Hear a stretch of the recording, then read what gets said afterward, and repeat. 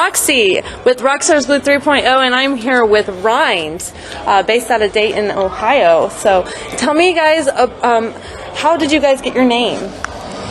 Well, we were kind of down in the studio one day, and we were trying to find the right name, and something that sounded cool enough, but didn't come across too metal. Yeah, metalish or death metal, and we were just having a hard time finding them. And for a while, we went under a band name that was our guitar player Kyle Andes. It was one of his old bands that kind of fell apart back in the day, and we kind of spruced it back up and started playing again. But the name got a little too complicated, and we wanted something a little fresh, so we kind of went with RIND, and it was just the closest thing we could think of.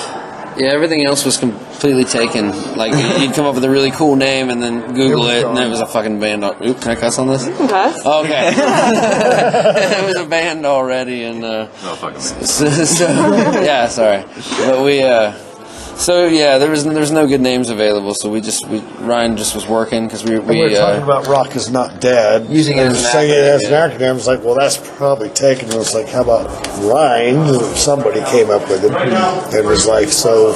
And then we used that as an acronym, Rock is Not Dead, and it kind of stuck. And we kind of went, it's like, that's cool.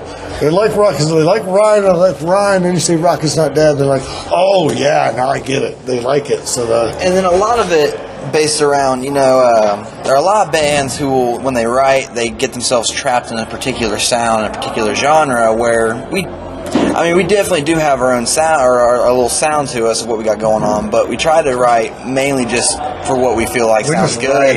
And it comes together, and we all put in our parts, and we're not writing the sound here or sound there. We just write and it's coming out. I think it's with the blends of our ages, our different music, we have preferences and loves. We have we got like a 40s, 50s doo-wop. We have a almost 40s swing kind of song, and then we have old classic songs. We have heavier songs. We have a couple songs. Yeah, we have a couple songs on our new album that are getting almost to a sense rock opera-ish in a sound. So it's all over the charts, Is there a song that you guys have that means something special to you guys? Probably Dancing on the Ocean Side, because it was one that I had actually written when I was like 15 or 16. I don't remember now. But it was one that kind of stuck with me through a lot of different stuff, and ended up being one of our one of our fans' favorite songs. And it's ballady, very beautiful song, rock opera-y kind of. And Dancing is a very beautiful song. But it's been developed a lot of different ways and a lot of different times over the years, and what it ended up being it's pretty damn cool. So probably that one there. Awesome. They're all special to me. All of them? Awesome. I was a fan first. I joined later. So, is there something that you guys have a special message for your fans? Listen to us, keep coming, keep supporting us, and we love our fans, and it's absolutely amazing. Anybody who comes out, we're a fun band. Come party and hang out. Yeah. Appreciation's unreal and is appreciated to the fullest extent. It's fun. We've had so much fun. We are a fun band, and we enjoy playing. All of us playing together is just absolutely amazing. For what the community's shown us and their support, it's never been more appreciated. You guys were amazing on stage, by the way. Your energy was definitely there. I loved it. Thank you. Thank you very much. You're welcome. Yeah. So, what do you guys have in store for 2018? We have a lot going on. A lot. That's good. We're in the studio actually right now for our second album.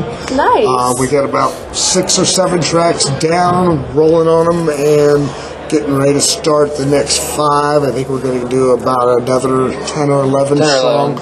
And we're going to do an album. We debated on the EP. So a lot of people pop off EPs, but we have the material.